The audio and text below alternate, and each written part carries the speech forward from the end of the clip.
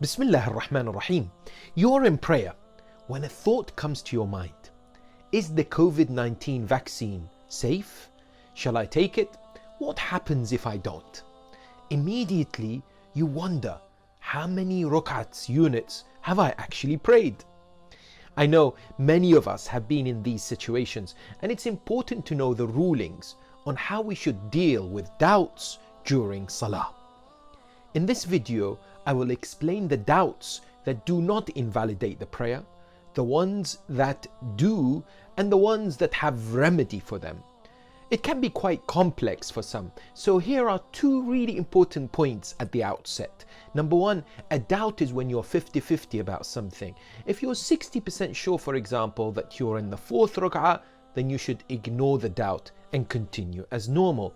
Number two, if you do have a doubt, you're permitted to end the salah there and then by moving away or turning your head, for example, and then starting the prayer again. Just make sure though that there's enough time to pray the salah again. A. Doubts you can ignore. Basically, if you have any of these doubts, don't worry and continue with your prayers as normal. Number one, a doubt about an act for which the time of the performance has passed. For example, you're in ruku' and you doubt whether you've recited Surah Al-Hamd or not. Number two, a doubt after you finish the prayer about something during the prayer. Number three, a doubt that comes to you after the time of the prayer has actually finished. For example, it's the night time and you doubt something about Salatul Dhuhr. Number four, if you're someone who doubts excessively, i.e. more than normal, referred to as kathiru sheikh, you should ignore it. Number five, doubts in recommended prayers as well as a prayer known as Salatul Ihtiyat should be ignored. B. Doubts that invalidate the prayers. Number one, if you doubt the number of units of prayer, rukats, in either Fajr Salah or Maghrib prayers whilst praying, Salah is void. This also applies in the prayer of a traveller. Number two, in a prayer with 4 rakats, such as Isha, if before going into the second sajda of the second rak'ah, you doubt whether you've done 2 rakats or more. For example, before you're going to the second sajda in Isha, you doubt, have I prayed 2 rakats or 3? Number three, a doubt about the number of rak'ahs when you don't know at all how many rak'ahs you've actually done.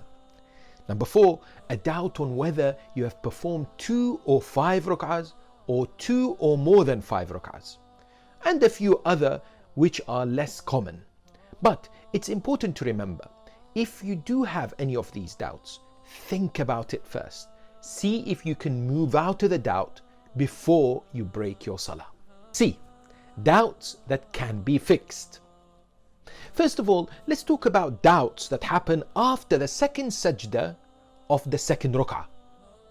Number one, if you doubt whether you've performed 2 rak'ahs or 3 rak'ahs, this is what you do. You assume that you've prayed 3 rak'ahs and hence perform 1 more rak'ah and complete the prayer. After you've finished, you perform 1 rak'ah of what is known as Salatul Ihtiyat in a standing position. Now, how to pray Salatul Ihtiyat is explained in another video. Number two, you doubt whether you've prayed 2 rak'ahs or 4 rak'ahs. In this situation, you assume you've performed 4 rak'ahs and complete the prayer. After you've done so, you perform 2 rak'ahs of Salatul Ihtiyat in a standing position. Number three, you doubt whether you've performed 2, 3 or 4 rak'ahs. In this situation, you assume you've done 4 rak'ahs and after the prayer, perform 2 rak'ahs of Salatul Ihtiyat in a standing position as well as 2 rak'ahs in a sitting position. Number four, you doubt whether you've prayed 4 or 5 rak'ahs. In this situation, you must assume you've prayed 4 rak'ahs, complete the prayer, and after the prayer immediately perform what is known as Sajdatay as-Sahu. Another video explains how to do this. The same applies if you doubt whether you've prayed 4 or 6 rak'ahs. Now, let's talk about the doubts that happen in other situations in Salah. Say you are at any stage of the Salah and doubt whether you've done 3 or 4 rak'ahs. You should assume you've prayed 4 rak'ahs. Complete the prayer, and after the prayer perform 1 rak'ah of Salatul Ihtiyat in a standing position, or 2 rak'ahs in a sitting position.